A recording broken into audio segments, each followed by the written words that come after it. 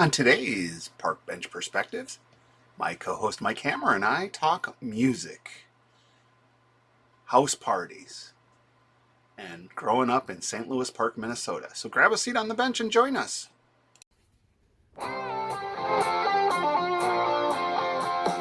Watching all the world go by now underneath the hazy sky now. Got my ticket for the long ride. Yeah, from my park bench perspective, got that wide-eyed view on life.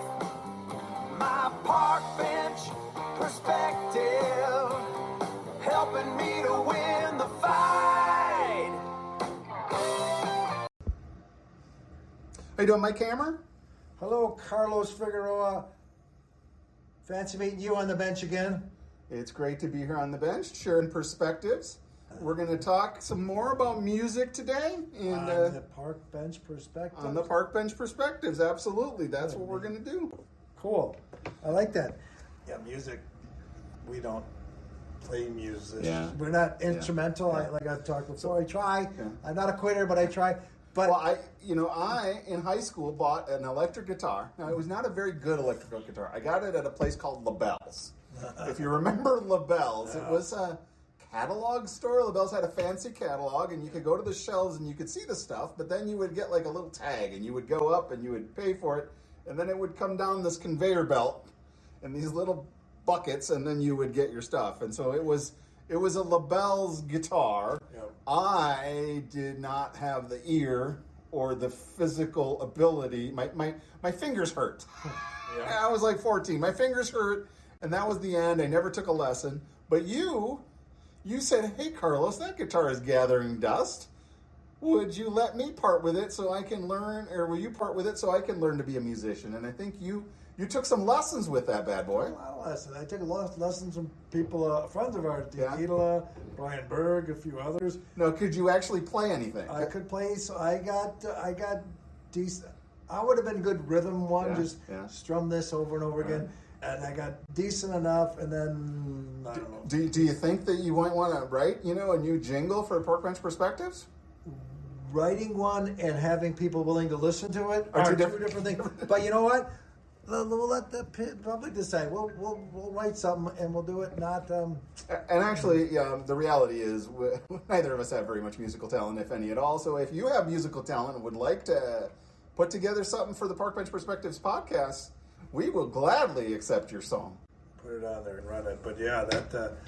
But so, Mike, for me, we've discussed kind of like in our lives. I've said I've had a soundtrack of my life, and you've said you've had one as well, and then also that you use pets as something that you think of a pet, and you think, and it brings you back to that moment. Just like think of a song, and it brings you back to that moment. The great thing about living in experience is you only learn things that experience can offer. Yep. And even though as a parent, as a friend, you want to curve the shorten the learning curve. Yeah. There's some knocks on the shin that people just have to. Yeah. You can't. Yeah. You can't. You kind of gotta flinch when you watch them do it, but you gotta do this. Yeah. And so then we try to remember times as we get up, in our what are we, middle age now? Yeah. Well, I don't know if I got 120-year life expectancy. Sure, we'll go with middle. We're gonna run with it, but so you tend to think back on things, and for me and the people I've talked to, it seems a good consensus that music and pets can help you discover the timeline you're talking about. Because, with your family, or you remember we did it with that dog? Yeah. Or we had those dogs. I was in 5th grade when we had him, or, 5th through music, 8th or something. We went to that concert. Yeah, that was, we went and did this, and that song came out, and this is the timeline. And For me, and I've shared this story numerous times. I don't know if I have on the podcast, but for me, when I hear the song "Come Sail Away" by Styx, I am magically transformed. I'm at the Piccadilly Circus arcade at Ridgedale. I'm with you and I'm with Kenny. One of our Saturday rituals, if we had a dime, we'd go out to the Ridgedale and never talk to girls but follow them. But we'd spend some time at the arcade, and they had this. I don't know how to describe it. An X's and O's football game with a wheel. Old school, yeah. Yeah, and so I hear that song, and boom, I am back in the Piccadilly Circus with that song blaring on the radio, or the music that they had playing there, and I'm with you and Kenny, and we're, 10, 11 years old, and life has never been, nor will it ever be, better than that moment. Keeping the bus schedule in our pocket to know Absolutely. when we can catch it to get back home. I don't know we really asked for permission to go there. I remember one time distinctly, we sojourned all the way to Southdale. Oh yeah. And we didn't budget our money. transfers. I think we had a little bit of an Orange Julius run that took up our bus money, and so I think we had to call. And I think if we had to choose between my parents, Kenny's parents, and your parents, Judy is the one we called. Judy came up. Okay. Okay. I'll be right there.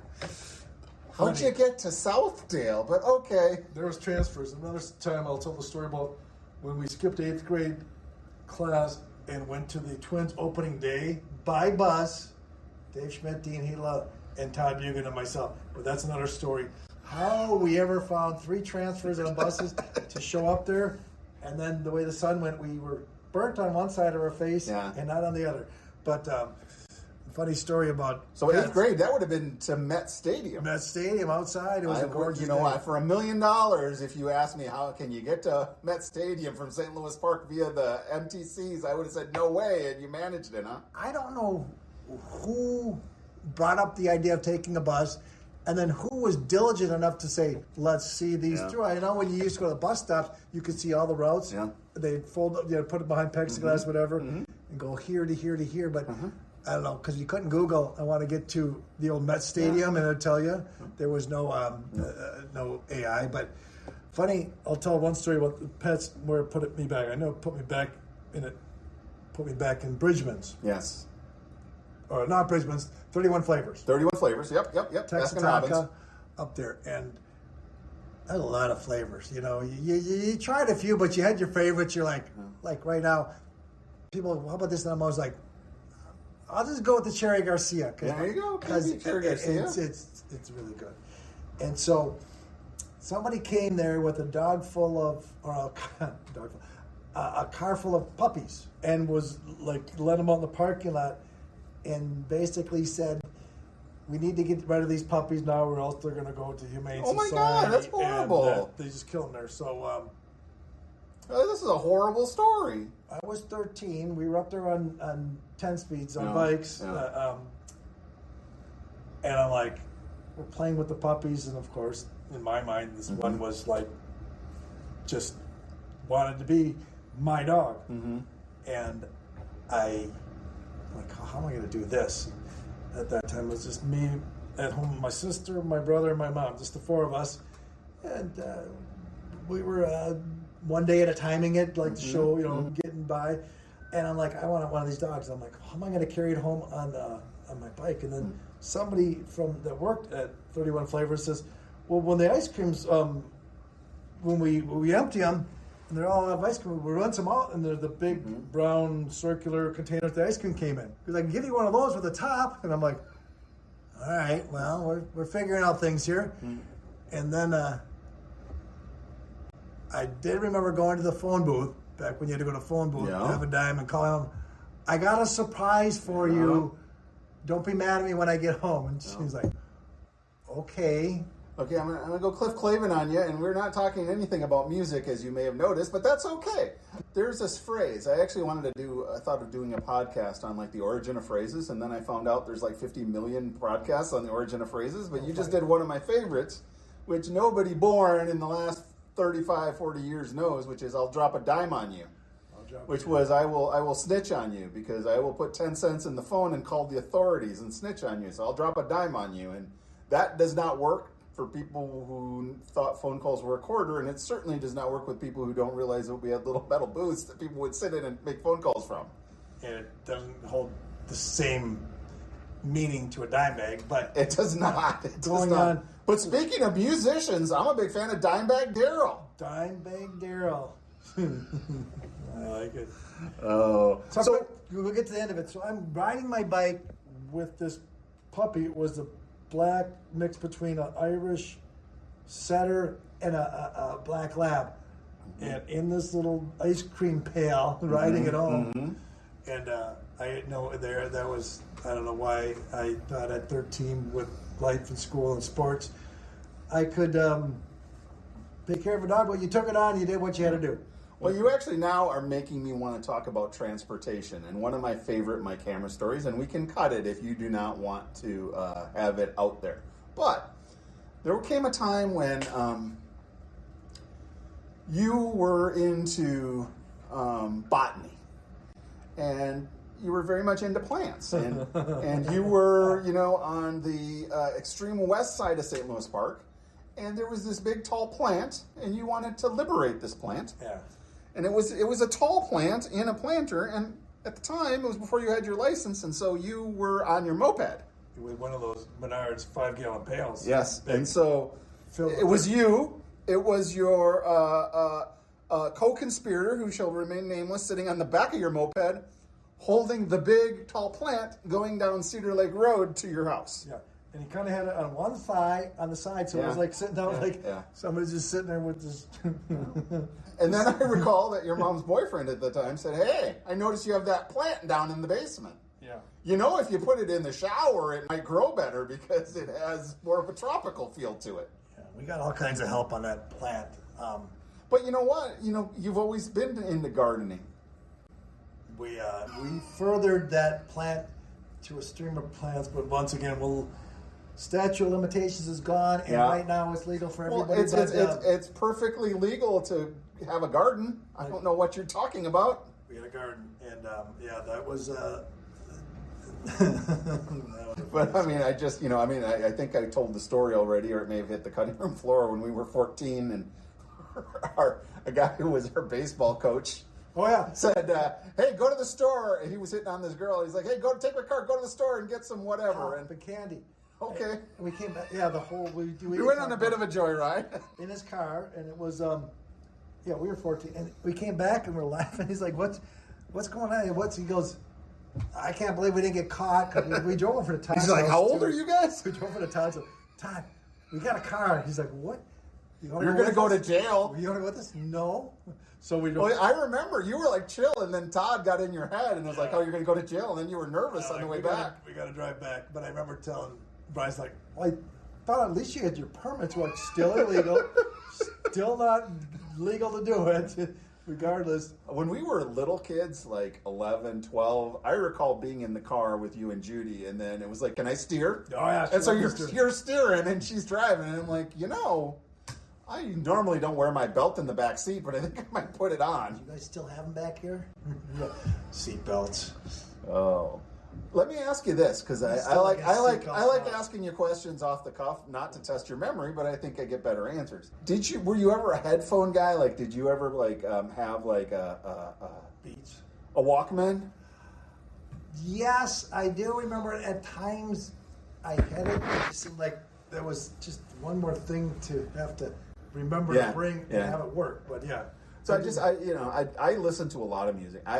So when I was 14, 8th grade, I was about the weirdest kid you'll ever meet. And that was my weirdest time of a weird guy who was particularly weird back then. And I was into my punk rock music, and there was like an AM station that would play new wave. And so I had my little transistor radio and the little single ear white thing that I would have go up through the sleeve of my jacket and up and into my ear. And I'd listen to new wave music all day long in 8th grade. And I'm sitting there, and we were going to talk about some of our favorite teachers, but I think at Westwood Junior High, my favorite teacher was Mr. Baum. Oh. Mr. Baum was the bomb. He taught. I had him for geography. So I'm sitting in geography class, and all of a sudden I look out and I see my cousin Susie and one of her friends sitting out there. Oh. And she hands me a signed cover of the Ramones, the liner to the Ramones End of the Century album, signed by all the band members, and a pic that came from Dee Dee. Now, I still have the signed cover framed, but I lost the Ramones pic. But this is I was exposed, I think, to some really quality, non-standard fare very young. Yeah, no, you were, and it was interesting because she was older and she was pretty, and she was in the school, and you're like going, wow, And then, you find out it's your cousin, and I knew that, so I was like not getting a weird family thing going on, but I'm always like, she's just a very pretty girl, and she showed up, and I'm like, wow, you are a celebrity. Yeah. Well, you mentioned in our prior episode Devo. I recall one Thanksgiving being over at the Garcia house for family meal, and Susie was showing off her unopened Devo suit that she had gifted to them by the band when they played at. Back then, it was Uncle Sam's, not even First Ave. It was Uncle Sam's. So shout out to Susie if you're out there somewhere. I appreciate you gave me some really good guidance when it came to music early on. It's funny. I can segue real quick on and you can give me the kill button, but your aunt Maria used to babysit me a lot. Actually, you know what? There are a lot of Marias in my family, but Susie's mom was Isabel. Oh wait, Isabel. I'm sorry. Yeah. Maria was my grandma, but Isabel. Isabel. I should remember that she babysat me a lot, but I remember sometimes she would have to go to the store with an errand. And Rice would be in charge. And Rice, let's see, Nelson was a couple years older than us, and Rice was like 4 or 5, and Rice was like 6 or 7 years older than us, 7 or 8. And so I was 5, 6, 7 at the time, and so kind of like Isabel would go to the store and tell us to keep an eye on Rice. Always had friends over. He had that basement room with the separate entrance down there. And his friends would sit there, and there was an apple tree in the front yard, and that was right on Cedar Lake Road. And I'm not going to name other names in this, but Rice's friends would throw apples at cars, and the ones that would stop and come to the door, here's 5, 6-year-old Mike Hammer. Hi. I'm just here alone. Or Nelson sitting back there. It's just the two of us. We couldn't do that. Or when they wanted to leave, and they didn't want us to get in trouble, so they tied me and Nelson back to back on 2 chairs. They tied us up so they could leave. And you guys wouldn't get in trouble. We wouldn't get in trouble. You can't argue with the logic. It was very good logic. It was interesting. I did not have, an only child. I did not have big brothers to torture me, but I did have Rice and Nelson, I remember them kneeling on me and down on me and grabbing my cheeks and say Chubby Checker. Say Chubby Checker. And they wouldn't let me up till I said Chubby Checker. And they thought it was the funniest thing in the world, and I thought it was terrible. But they were the coolest guys in the world, so I wanted them to like me. So.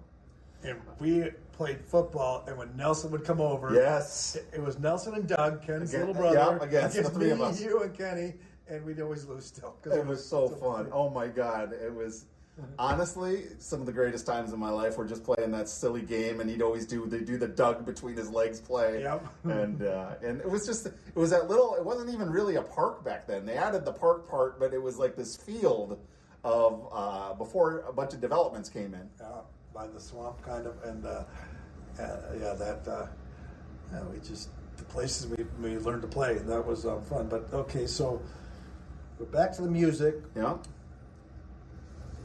And that was what other is there, like a song that makes you think of a girl, or is there a song that makes you think of a time? I remember it comes a time. Yes, comes a time. We were just, I want to say 9th grade, just getting into our license, 10th grade, and Live Rust, and it come out a few years before that, but we got that tape, back when we were playing tapes, and we seemed to play that tape. It kind of somehow followed, either there was more than one tape, which could have been, or that tape just followed from car to car to boombox to... Now, let me ask you this, because the answer for me to this question is yes, but... the Columbia Record and Tape Club ever send a hitman out after you for all the music you got for a penny that you never paid for? Yeah. I know that I did, and then you could put like, I'm Juan Gonzalez. Yes. And they'll send it to you. They didn't really check addresses. No. They were still making money because I think they're all sitting good. But Comes a Time was just kind of that early... You're talking Neil Young, Live Rust, Come to Time, because that tape would play.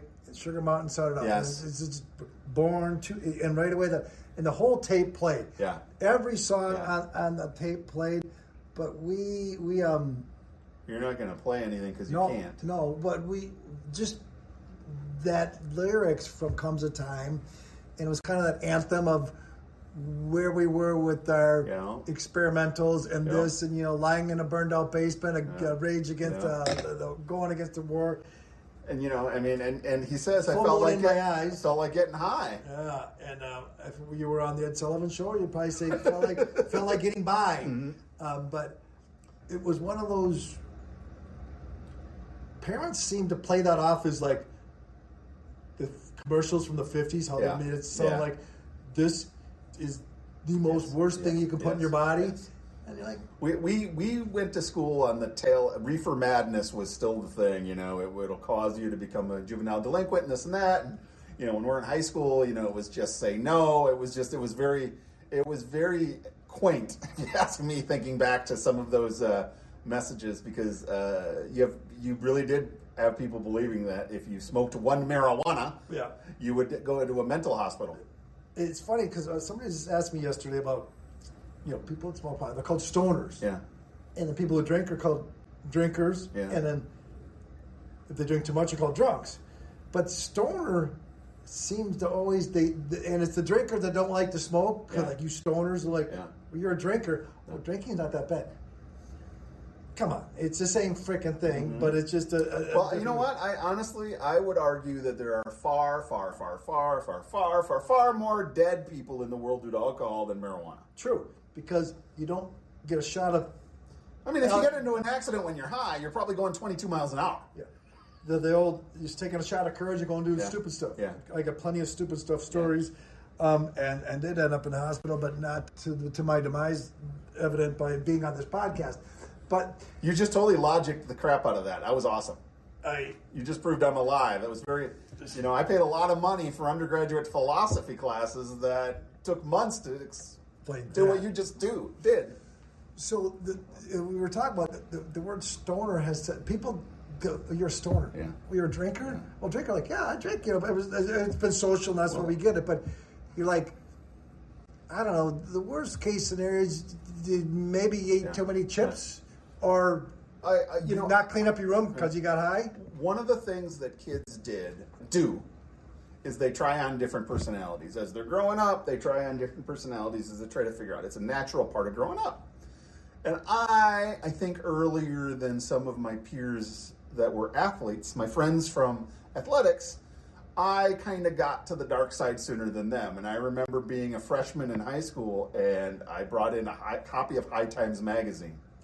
And I recall a mutual friend of ours who thought it was funny as hell to say, "Hey, Carlos, you got your magazine?" And less than 3 months after that, he's like, "Hey, Carlos, do you think you know where I can get some pot?" So it was very interesting how people did that. And no, I was not a drug dealer. I experimented, as did most of my classmates. I just tell the story because I find, of the problems that existed then and exist now in the world, I would not put kids smoking pot on occasion in the top 1,000. And getting it for more like an older sibling, getting their younger sibling booze. Yeah.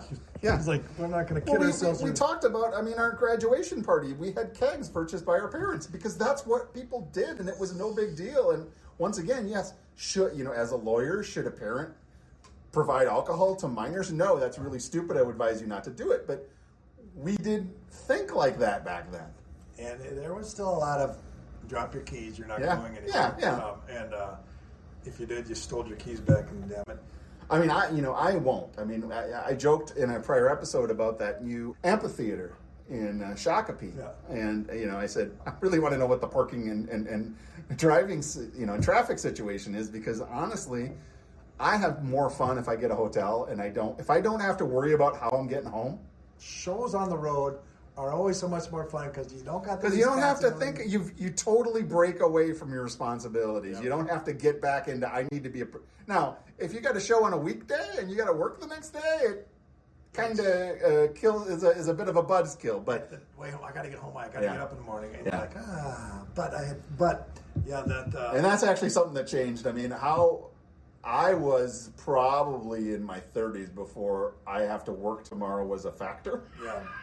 Well, what's funny, because we grew up, obviously we grew up where we grew up, but with Uber, Lyft, these ride shares, even though we were a first rung suburb, we never got into the taxi No. thing. Like when you watch Seinfeld or Friends, or even New York, Chicago, Philadelphia, hailing a cab. You never hailed a cab. You're like, how do you... Listen. When I grew up, pardon my French, but cabs was rich people shit. Yeah, and that was not. We didn't do rich people shit. Why would you get in a cab? The bus was easy enough to figure out, and then you get home. Yeah. Hitchhiking was more. I have never hitchhiked. Oh, we used to do that a lot. Hitchhiking seemed more sensible than getting a cab. Because that doesn't seem like that's really a thing anymore. It's been replaced by panhandling. Yeah. Oh, signs. Everywhere sign. Name the band. Come on, quick. Oh, not Grand. One hit wonders. One hit Grand. It is the 5-man electrical band. 5-man. That's catchy This name. is, if you've got a bar trivia team, you want Carlos on your team because my head is full of useless information. Hey, and some to our listeners, if you want to DM, what band has the most? Send us a message about a band whose name came from one of the more obscure.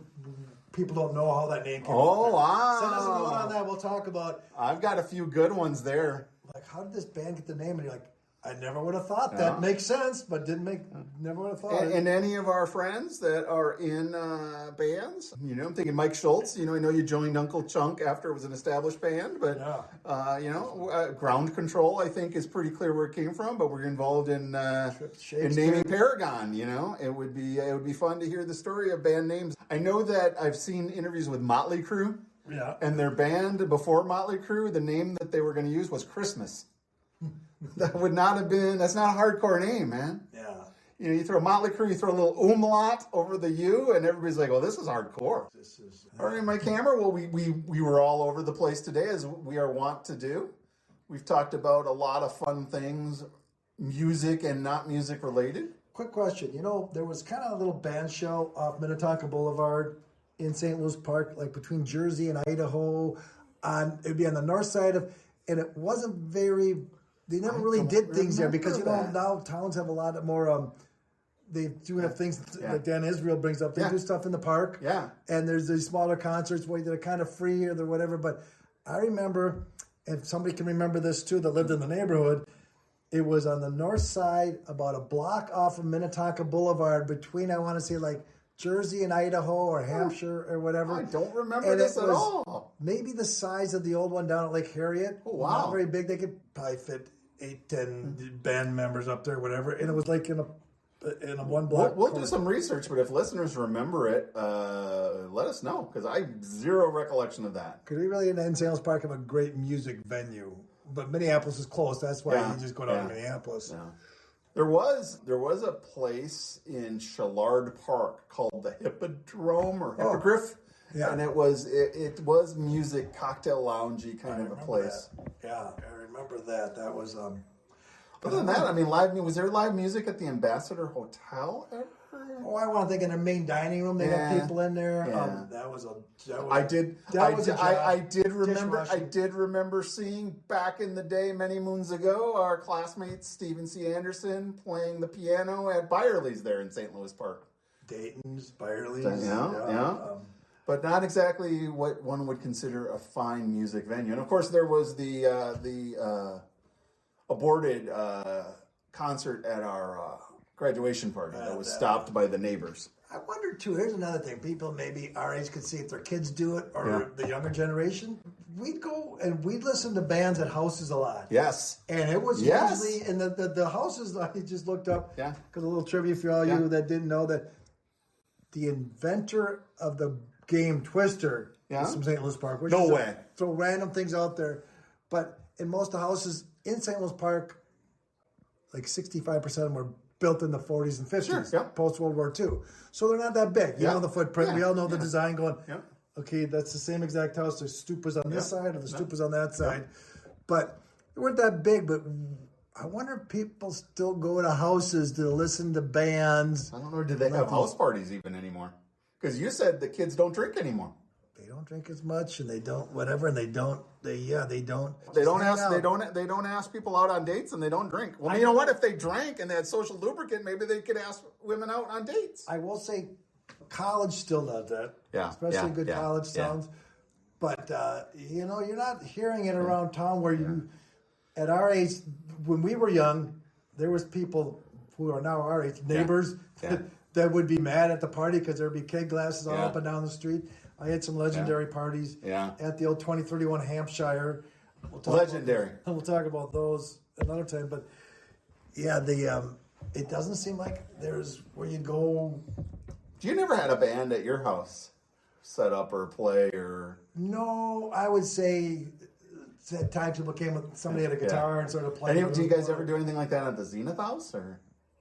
Yeah, we had a band a couple times out on the deck, in the garage, on the deck, the Zenith house. So that may be a series in and of itself. If you know, you know. If not, we will share it. Kind of a post-college home for several of our high school friends. It was, and it was Todd Lionel bought the house. Basically 2 or 3 years out of high school. We ran there until '93, which was it had a good run. It was great spot too, Linden Hills area. Beautiful, and it would have been a tremendous investment to buy that house. I know I wanted to, and ex-wife number one didn't, but it is what it is. Oh. Right there, how is it? Like 5 blocks from the lakes, and well, it was like 4 blocks from Harriet and about 5-6 blocks from Calhoun. Yeah, it's right. Yeah, depending on which way the dogs got out and ran. We found them. So Cosmo and Windsor.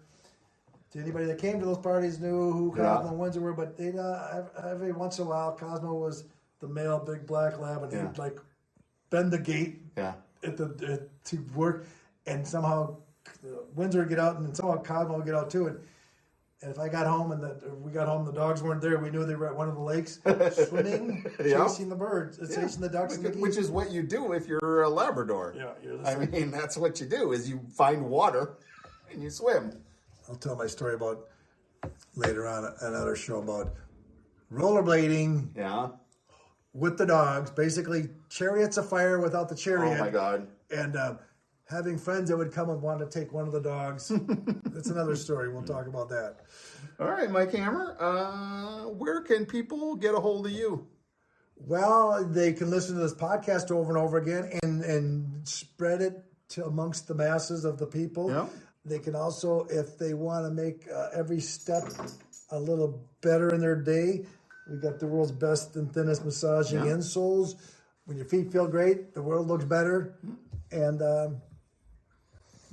You know, what do you got? what? I'm really not going to promote any of my writing. I'm just going to say, hey, thank you to everybody that's been listening and giving us feedback.